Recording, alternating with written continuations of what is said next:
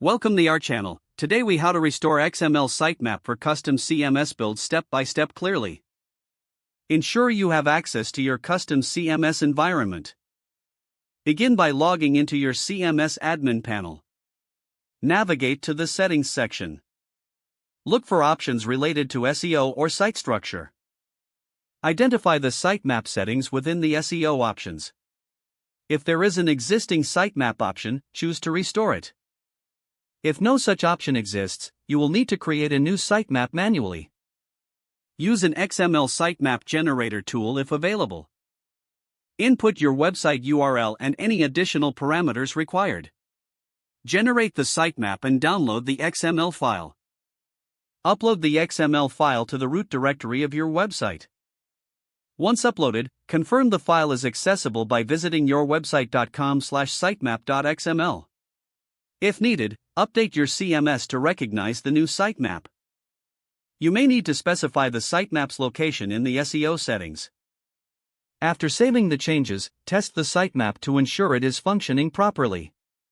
Submit the sitemap to search engines through their respective webmaster tools.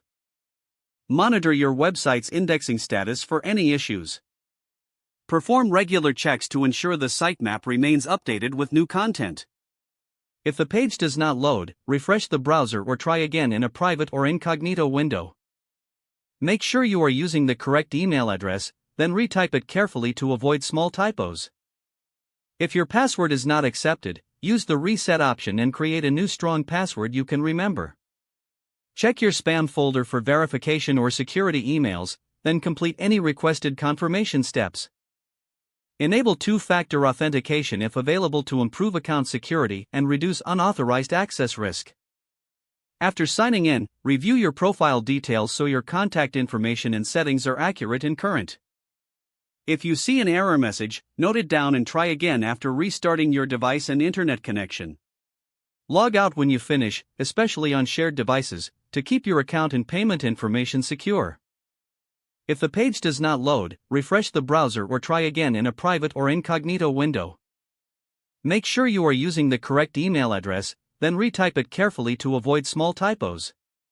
Don't forget to like this video and subscribe to our channel for more step-by-step tech guides.